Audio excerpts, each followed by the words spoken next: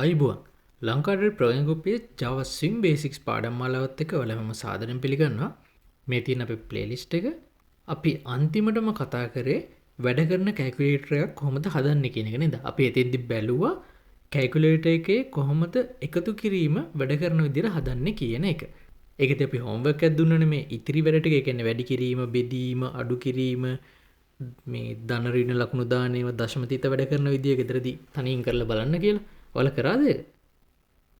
හරි. ඒ කරපු එක හරිද කියන එක බලන්නත් එක්ක අපි අද බලමු ඉතිරි බටන්ස් ටික වැඩ කරන්න හදන්නේ කොහොමද කියන එක.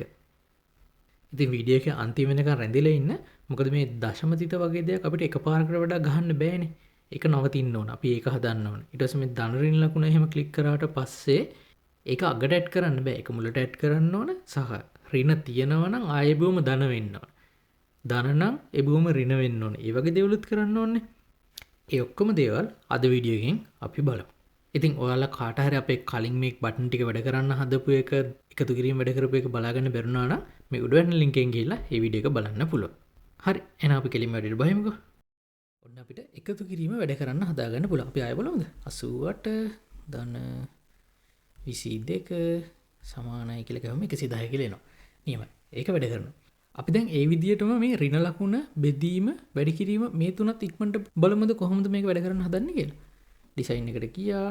මම තව එකක් කරලා පෙන්නන්නම්. ඍණයකට ගියා. ඇත්තටම මෙතන කරන්නත් ඕන ධන එකේ කරපු ටිකමනේ. ඒකින්ද මට මේකම කොපි කරලා ගන්නත් පුළුවන් නේ. කොපි කරලා ගත්තා. මොකද්ද අපි ඇත්තටම මෙතනත් කරන්න ඕන? මයිනස් එක කරන්නත් ඕන. ඩිස්ප්ලේ එකේ තියෙන ටෙක්ස්ට් එක කලින් වැලියු එකට ගත්තා. ඒක එහෙමමයි. ඊට පස්සේ ක්ලියර් කරනවා. ඒ කියන්නේ ඩිස්ප්ලේ එකට සෙට් ටෙක්ස්ට් කරනවා empty value එක. ඒකත් හරි. ඔපරේෂන් එක දැන් ඍණ.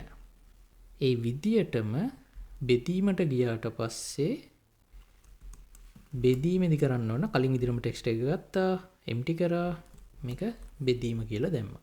ඊට පස්සේ වැඩි කිරීමට කරන්න තියෙන්නේ කලින් විදිහමයි ටෙක්ස්ට් එක ගත්තා empty කරා මේක x කියලා. කියන වැඩි කිරීම කියලා දාගත්තා. දැන් අපි පොඩ්ඩක් ආයෙ රන් කරලා බලමුද? දැන් අපි 8 වැඩි කිරීම 2 කියලා ගැහුවොත් එන්න ඕන 16 කියලා. සමාන කළ බලමු 10 නේ ආවේ. ඒ මොකද උනේ? 8 වැඩි කිරීම 2 ගැහුවම එකතු වෙලා ආවේ. වැඩි කිරීම නෙමෙයිනේ.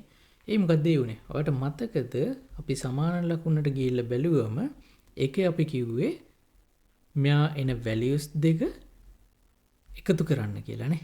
හැබැයි ඇත්තටම මේක එකතු කරන්න ඕන අපි මෙමරි එකේ තියාගත්ත ඔපරේෂන් එක ධන නම් විතරයිනේ.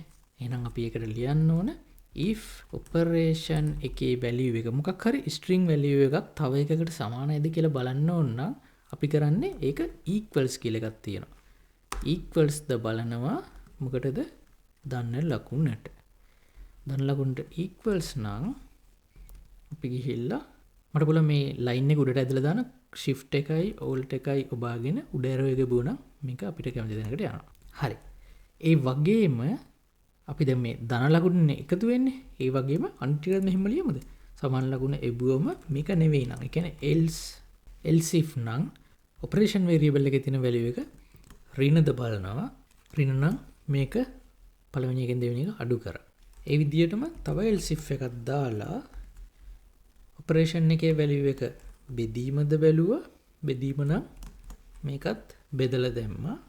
ඒ වගේම else if operation එකේ value එක වැඩි කිරීම නම් වැඩි කරන එක කරන්න ඕන.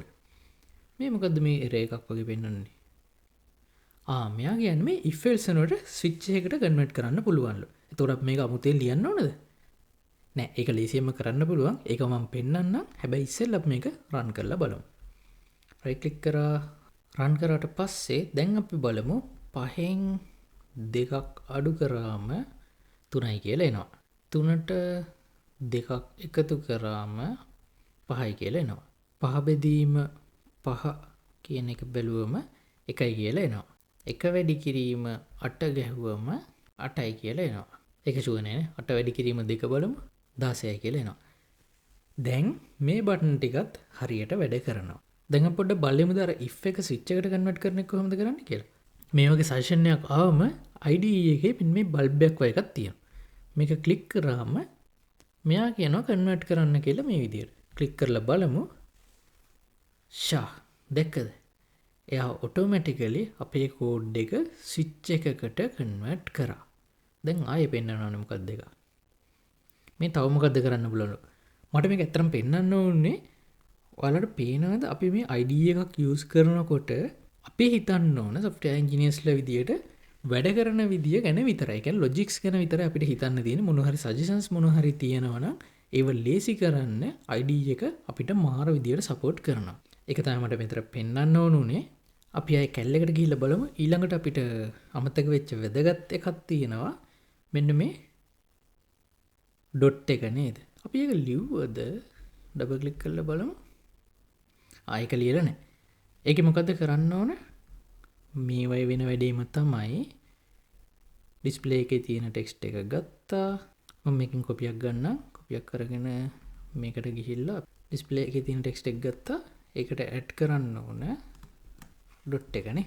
මෙතන පොඩි ප්‍රශ්නයක් තියෙනවා. මම ඒක රන් කරලාම පෙන්නන්නම්. හරි. දැන් අපි 8 ගහලා 88.5 කියලා ගැහුවොත් ඔන්න වැඩ කරනවා. දැන් ප්‍රශ්නේ තියෙන්නේ ඔයාලට පේනවද අපි දශම තිත තියන්න මේක වැඩ කරනවා. හැබැයි ඇත්තටම කැල්කියුලේටර් එකක දශම තිතක් තියෙන්න පුළුවන් එකපාරක් විතරයිනේ. ඒ කියන්නේ අපි මේ දශම තිත ක්ලික් කරාම එයා බලන්න ඕන. දැන් අපි කලින් වගේ නිකම්ම ඇඩ් කරන එක විතරක් කරොත් මෙයා දිගටම ඇඩ් කර යනවා. ඒක නිසා අපි බලන්න ඕන මෙයා ක්ලික් කරපු ගමන් ඩිස්ප්ලේ එකේ දැනට දශම තිතක් ඕල්රෙඩි තියෙනවද නැද්ද? ඒක බලලා නැත්තම් විතරයි මෙයාට එකක් ඇඩ් කරන්න පුළුවන්. කොහොමද අපි ඒක කරන්නේ? ඒක ඉක්මනට බලමු. දශම තිත ගාවට ගියා. මෙයා මේක ඇඩ් කරන එක කරන්න පුළුවන් if මේ display text එකේ තියෙනවද බලන්න ඕනේ ඉස්සෙල්ලම දශම තිත. string එක මොන හරි තියෙනවද කියලා බලන්න අපිට කරන්න තියෙන එක contains ද කියලා අපි ඉංග්‍රීසියෙන් හිතන්නේ. එතකොට මේ text එකේ contains ද බලනවා. මොකද බලන්නේ? දශම තිත. එතකොට මේක මෙහෙම contains නම් ඇත්තටම contains නම් නෙමෙයි දාන්න ඕනේ. contains නැත්තම්. එතකොට contains නැත්තම් කියන්නේ මෙන්න මෙතන not එකක් දාන්න පුළුවන් නේ. contains නැත්නම් විතරක් මෙයා මේක ඇඩ් කරන්න ඕනේ. රන් කරලා බලමුද? රන් කරලා බැලුවම ඔයාලට පේනවද දැන් අපි මෙහෙම 8.0 කියලා ගැහුවම දශම වදිනවා. හැබැයි ආයෙ දශම ගැහුවට දශම ස්ථානේ වදින්නේ නැහැ. නියමයිනේ. හරි. ඊළඟට බලමු මේ ධන ඍණ එක කොහොමද ඇඩ් කරන්න කියන එක. මේක ඇත්තට මොකද්ද වෙන්න ඕන? මොකක් හරි වැලියු එකක් ගහලා මේක අපි 88 කියලා ගැහුවොත් මේක ඍණ වෙන්න ඕනේ. ඒකට මේ ඩිස්ප්ලේ එකේ ධන හරි ඍණ හරි ධන නම් ඕනේ. ඍණ නම් ඒක ඇඩ් කරගන්න පුළුවන් වෙන්න ඕනේ. හරි. ඒ කියන්නේ මෙයා එබුවට පස්සේ මෙයා දැනට තියෙන ඩිස්ප්ලේ එකේ ටෙක්ස්ට් එක අරගෙන කලින් වගේ අවසානයට එකතු කරන්න බෑ. මේ ඍණ ලකුණ මුලට ඇඩ් කරන්න ඕන. එතකොට දැනට ඍණ ලකුණක් තියෙනවා නම් ඒක අයින් කරන්න ඕනේ. කියන්නේ ධන වෙන්න නම් ඒක අයින් වෙන්න ඕනේ. දැනට ඩිස්ප්ලේ එකේ ඍණ ලකුණක් තියෙනවා නම් ඒක අයින් වෙන්න ඕන. ඍණ ලකුණක් නැත්තම් ඩිස්ප්ලේ එකේ මුලට ඍණ කියලා ගහන්න ඕන. අපි ඒක කෝඩ් කරන විදිහ බලමුද? මෙතෙන්ට ගියා, ඩබල් ක්ලික් කරා. කොහොමද කරන්නේ? මුලින්ම ටෙක්ස්ට් එක ගන්න ඕන. හරි. දැන් මෙයා ඩිස්ප්ලේ ටෙක්ස්ට් එකට සෙට් කරන්න ඕන. මේ control space එකේ මොකුත් වෙන්නේ නැහැ නේ. ඒ කියන්නේ ඩිස්ප්ලේ ටෙක්ස්ට් නෙවෙයි ඩිස්ප්ලේ එකට තමයි සෙට් කරන්න ඕන. ඩිස්ප්ලේ එකට සෙට් කරන්න ඕන. මොකද මුලින්ම මයිනස් ලකුණ ඊට පස්සේ දැන් තියෙන ටෙක්ස්ට් එකනේ. හරි. හැබැයි මේක කරන්න පුළුවන් දැනට මෙයා ගාව මයිනස් එකක් නැත්තම් විතරයි. දැනට මයිනස් එකක් තියෙනවා නම් එයා මේ මයිනස් එක අයින් කරන්නත් ඕන. ඒතර මෙතන අපි ඉගෙන ගන්න ඕන ටෙක්ස්ට් එකක මොනවා හරි දෙයක් තියෙනවද බලන එකයි ටෙක්ස්ට් එකක දැනට තියෙන දෙයක් අයින් කරන්නේ කොහොමද කියන එක. අපි තියෙනවද බලන එක ඔල්රෙඩි ඉගෙන ගත්තා. කොහොමද display text එකේ contains ද බලනවා. මොකද්ද? මයිනස් ලකුණ. එහෙම contains නැත්තම් අපිට පුළුවන් මේක ඇඩ් කරන්න නේ. හරි. මෙහෙම ඇඩ් කරන්න පුළුවන්. මේක නැත්තම් විතරක් contains නැත්තම් මෙහෙම ඇඩ් කරන්න. else නම් ඒ කියන්නේ else කියන්නේ මොකද්ද? මේක contains. ඒ කියන්නේ dash ලකුණ තියෙනවා. එහෙනම් මෙයා කරන්න ඕන display එකට set කරන්න ඕන දැනට display text එකේ තියෙන value එකකින් replace කරන්න ඕන මොකද රීප්ලේස් කරන්න ඕන? මයිනස් එක රීප්ලේස් කරන්න ඕන මොකක් එක්කද? මයිනස් තියෙනම් ඒ වෙනුවට මුකුත් ගහන්න එපා. empty එකක් තමයි ගහන්න ඕන. මොකද දැන් මෙතන කරේ ඩිස්ප්ලේ එකේ ටෙක්ස්ට් එක ගත්තා. ටෙක්ස්ට් එකේ තියෙද බැලුවා මයිනස් ලකුණ. මයිනස් ලකුණ නැත්තම් මෙතන not එකක් දැම්ම. නැත්නම් විතරක් set text කරනවා මයිනස් ලකුණ මුලට දාලා තියෙන පාර්ට් එක අගට. එහෙම නැත්තම් ඒ කියන්නේ මයිනස් ලකුණ තියෙනවා නම් set text කරනවා දැනට තියෙන ටෙක්ස්ට් එකේ මයිනස් එක වෙනුවට empty ලකුණ ගහලා. ඒ කියන්නේ මයිනස් තියෙනවා නම් ඒව රීප්ලේස් වෙනවා empty විදියට. ඒ කියන්නේ මුකුත් නැතුව මයිනස් ඒවා අයින් වෙනවා. එහෙම කරලා ඩිස්ප්ලේ එකට සෙට් කරනවා ටෙක්ස්ට් එක. මේක අපි රන් කරලා බලමු. රන් කරලා බැලුවම ඔන්න දැන් මං 8 මයිනස් කියලා ගවම මයිනස් වැඩ කරනවා. මං ආයෙ මයිනස් ගැහුවොත් මයිනස් අයින් වෙනවා. ඒතර මේක වැඩ කරනවද බලන්නත් එක්කම මයිනස් 8555ට එකතු කරන්නම් 555ක්. මයිනස් 8000 කියලා ආවා. ඒ කියන්නේ ඒක වැඩ. නියමයිනේ. හරි. දැන් අපිට තියෙන්නේ මේ percentage mark එක. මේක homework එකක්. ඔයාලා මේක ගෙදරදී කරන්න. හරි. නියමයිනේ. අපිට දැන් තියෙනවා අපේම වැඩ කරන calculator එක. අපි මේකේ නමක් දාගමුද අපේ නමක්. කොහොමද අපි නම දාගන්නේ? ආයෙ මම design එකට ගියා. design එකට ගිහිල්ලා මම මේ J-frame එකේ නම තියෙන්නේ. J-frame එකේ click කරාම ඔයාලට පේනවා මේ properties කියලා එකක් තියෙනවා. අපි මේ ඕන දෙයක් click කරාට පස්සේ අපිට මේ properties කියන එක එනවා. මෙතන අපි මේ බටන් එක select කරලා ඔයාලට පේනවා මේ බටන් එකේ මේ පාට මොකද්ද background පාට මොකද්ද අපිට මේ ඕන එකක් වෙනස් කරන්න පුළුවන් ඈ මේවා click කරලා ඔයාලට පුළුවන් කැමති පාටක් දාන්න. ඔයාලා කැමති දේ ඒව කරන්න. font එක වෙනස් කරන්න පුළුවන්, icon දාන්න පුළුවන්. මෙතන text එක අපි මෙතනින් වෙනස් කරේ. text එක වෙනස් කරන්න පුළුවන්. ඕන දෙයක් කරන්න පුළුවන්. මෙතන ගොඩක් දේවල් තියෙනවා. ඔයාලා ඒවත් කරලා බලන්න මොනවද මේ තියෙන්නේ කියන එක. අපිට දැන් ඇත්තටම ඕන උනේ මේකේ title එක දාගන්න. එහෙනම් J-frame එක select කරා. J-frame එකට තමයි title එක වුණා. අපි මේක බලුවා. මෙතෙන් title කියලා එක. මෙතෙන්ට මම දානවා ලංකා Droid calculator කියලා. දැන් මේක run කරලා බලමුද? ඔන්න දැන් අපේම නමින් අපිට තියෙනවා වැඩ කරන calculator එකක්. ඒක මරුනේ.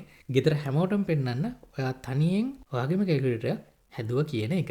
ඒ වගේම කවුරු හරි දැන් ගාණක් හදන්න කිව්වොත් ඔයාට කියන්න පුළුවන් මට ගණන් හදන විදිය නම් ඔළුවෙන් කරගන්න බෑ. හැබැයි මම දන්නවා කොහොමද calculator එකක් හදන්නේ කියන එක කියලා. හරි එහෙනම් මේවා try out කරන්න. ඔයාලා කැමති විදිහට මේවා පාටවල් දාන්න. එතකොට මෙතන මේ කැල් එක හරියට වැඩ කරනවද කියලා බලන්න, දශම ස්ථානත් එක්ක වැඩ කරනවද බලන්න ඕන දේවල් කරලා මොන හරි issues ආවොත් පල්ලෙහින් කමෙන්ට් එකක් දාන්න හරි අපේ FB community group එකේ ඒ ප්‍රශ්න අහන්න හරි අමතක කරන්න එපා. ඔයාලට ප්‍රශ්න ආවොත් ඒව කමෙන්ට් එකක් දාන්න. ප්‍රශ්න ඇහුවොත් විතරක් අපි ඒව හදන විදිය කියලා දෙන්න ඉස්සරහට වීඩියෝ ගේන්න. ඉතින් ඔයාලා කමෙන්ට් දැම්මොත් විතරයි අපි ඉස්සරහට වීඩියෝ ගේන්නේ මේක ගැන. එහෙනම් ඔන්න අපේම කියලා කැල්කියුලේටර් එකක් හැදුවා. අපේ මේ ප්ලේලිස්ට් එක මෙතනින් ඉවරයි. හැබැයි ඔයාලට මොනවා හරි ඕන නම් කමෙන්ට් එකක් දාලා රික්වෙස්ට් කරන්න පුළුවන්. රික්වෙස්ට් ආවොත් අපි ඉස්සරහට මේ ප්ලේලිස්ට් එකේ මොනවා හරි ඇඩ් කරන්න. එහෙනම් වීඩියෝ එක මෙතන ලයික් එකක් දාගෙන යන්න. සබ්ස්ක්‍රයිබ් කරන්නත් අමතක කරන්න එපා. ජය වේවා.